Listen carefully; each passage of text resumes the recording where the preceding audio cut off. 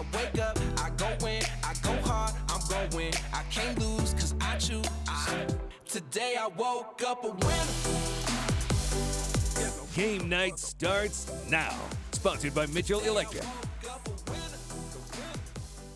Welcome into Game Night. We need to start tonight's show not on a basketball court, but by paying tribute to a man who not only defines Hawkeye football, but made the Iowa football team a household name. Just within the last couple hours, we learned of the passing of Hayden Fry. The legendary Iowa football coach was 90 years old.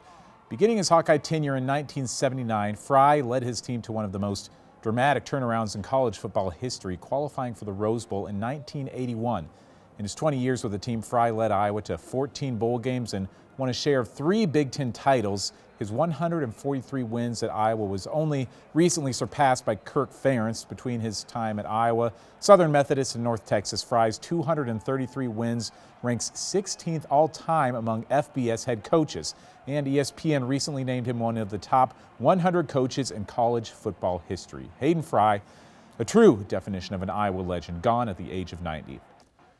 Well, this is our final game night of 2019. I'll be on vacation later this week, and Andrew's in Louisiana, so enjoy me while you can. Last week, we went over East's win streak against West, which dates back to the early 2000s. The Raiders also have a 9-game win streak against North entering the day. It's the final home game of 2019 for the Black Raiders. Sioux City East, these boys are ranked 5th in the first AP poll of the 2019-20 season. And the Black Raiders are up by 6 near the end of the first quarter. North senior Trevor Welp pulling the trigger from way downtown, cuts the Black Raiders lead to 13-10, but East responds within a matter of seconds. Jalik Dunson, rise up, one of these colonies gonna rise up. A few possessions later, it's Dunson again. Kid's been straight fire over the first couple weeks of the season. Finishes with a big game tonight for the Black Raiders. East finishes a quarter on fire. Aiden Gomez with a steal. And the finish at the hoop. I'm telling you, this Black Raider team, they're getting production from all the way up and down the lineup this year. Coach Vanderloo, he likes it. Right at the first quarter buzzer, Jacob Maxey lays it off the glass for 2. East holds a 27-15 lead after 1, and they keep that perfect record intact with a 31-point win over the Stars. Bishop Heelan and Sioux City West, identical 1-3 records entering the week. Late in the third quarter, Sioux City West is on a fast break. Marcus McCray finishing with the finger roll. Wolverines hold an 8-point lead, but Heelan has a couple of quick answers. Right before the buzzer, Kevin Condia drills a 3-pointer to take a bite out of West's lead. Then right at the beginning of the fourth quarter, it's the senior Condia again. The Condia man can. Down to just a 2-point game. Condia finishes with 20 points, but the Wolverines have an answer in freshman Kevian Hayes. This 9th grader is a big-time emerging star on the West roster. A double-double for Hayes, 16 points and 11 boards as West hangs on for a 9-point win, their 4th straight victory over Heelan. A couple more scores from around the MRAC conference tonight. Sergeant Bluff Luton suffers its first loss of the year, 48-43. They fall on the road to Abe Lincoln. And Lamar's, they win at home tonight, 65-54. They beat Council Bluffs' Thomas Jefferson. West Sioux is ranked 5th in the first AP poll of the year on the road against Lamar's Galen. What is happening here? Oh my goodness. West Sioux sets the tone early in this one as Hunter Deckers makes a spin move down low and gets the lay-in to drop as the Falcons take an early lead. Then Deckers strikes from the perimeter. He's left open beyond the arc and hits the 3-pointer. That is a kid you do not want to leave open. Galen, they're trying to keep pace most of the first half, and shots like this one from Keaton Logan making the long shots look easy. That certainly helps. On another drive, the Jays are trying to set something up, but Bryce Kopic picks off the pass, much like he did so often in football, and he finishes it with the layup as the Falcons take a big 20-point lead in halftime. West Sioux remains perfect with a 19-point War Eagle win over the Jays. And the 12th-ranked Unity Christian girls are on the road tonight against a strong Hinton squad. Took a full 3 seconds for Unity to get out the first points of the game as the tip goes to Janie Schoenhoven, then to Tyra Scheidemann for the lay-in. Just shortly after that, the Knights are working the distance as Tyra Holstein left wide open beyond the arc. She's able to drain the 3-ball uncontested. Late in the first quarter, the Blackhawks are battling a 20-point deficit when Bella Bader is able to create some space in the far corner, nails the 3 of her own. But early in the second now, Emma Biker starts going off from behind the three-point line. I swear to you, these shots are not on repeat as Biker finds a comfortable spot to nail 3 different three-pointers from the same exact spot on the floor on each of Unity's ensuing possessions.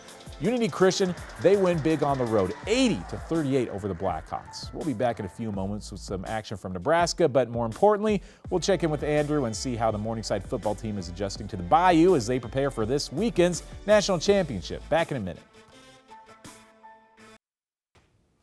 The Morningside football team is only 4 days away from playing for its second straight national title. The Mustangs had liftoff from SUX this morning and a long day of travel ensued. Andrew Rogers has more from Grambling, Louisiana. Thank you, Owen. Championship week is finally here, and these guys are ready to go to work. It's an exciting feeling playing for a national championship, and they're trying to enjoy every second of it. You know, I think we had great energy out here in practice today. You know, I thought our guys caught and throw the ball really well.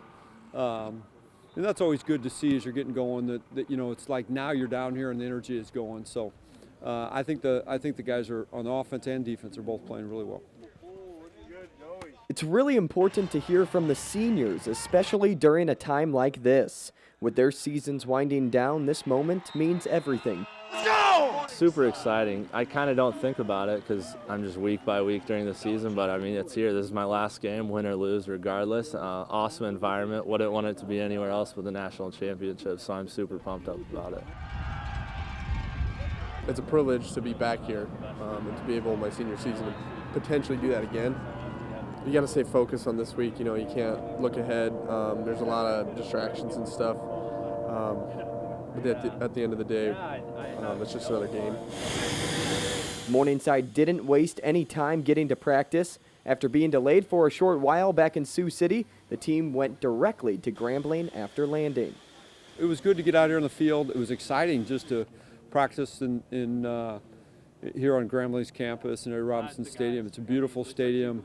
I think it's going to be a great venue for the game. After a productive first day, it's back to the hotel to get some rest before continuing the grind tomorrow. The Championship Chronicles continue all week long, so make sure to follow along on Siouxland News. In Grambling, Andrew Rogers, now back to Owen in the studio.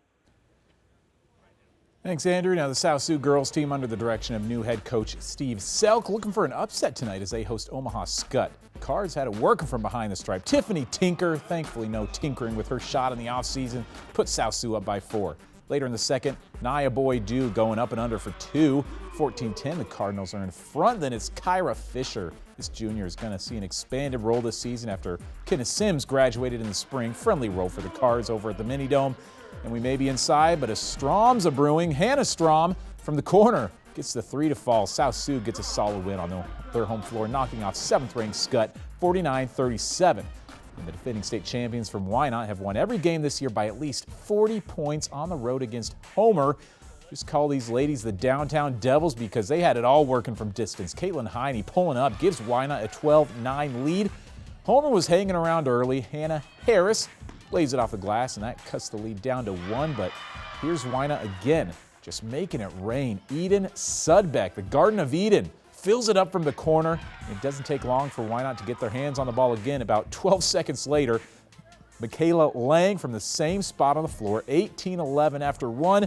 Despite only scoring 2 points in the second quarter, Wynot remains unbeaten with a 14-point win over the Homer Knights. And a top 5 battle on the boys' court between Ponca and Laurel Concord Coleridge.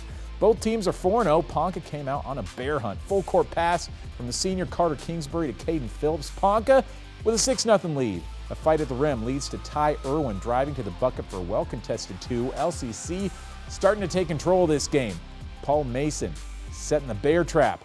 Tosses the ball inside to Briar Bennett as he's going to lay it off the glass and in. Look at that contact. That makes it a 15-12 game, but Austin Hall shows great fight on the glass and tosses it back to Evan Schmidt for the three-pointer. The Bears prove to be ferocious tonight. They take care of the Indians 67-42. The Bears are still unbeaten.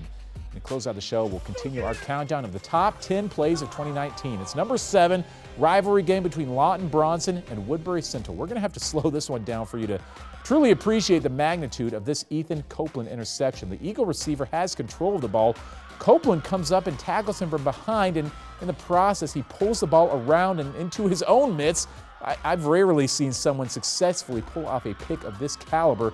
A high degree of difficulty for the Wildcat senior. Woodbury Central, they went on to win this game 24-6. And now play number 6, it's another interception. This one from the 8-man state semifinals in Remsen St. Mary's. Jackson Bunkers, only a freshman. He picks off the pass. Then, as he's going to the ground, he chucks it to teammate Damon Brownmiller, who advances the ball deep into Audubon territory. For a 9th grader, this is just incredible presence of mind to see your teammate and trust that he's going to keep the ball alive. Although, upon further review, I'm not sure this one would have stood up to a challenge. The knee may just have been down before he let go of the ball. Nevertheless, an impressive play by the freshman, Remsen St. Mary's. Great finish for the football team who bowed out in the state semifinals.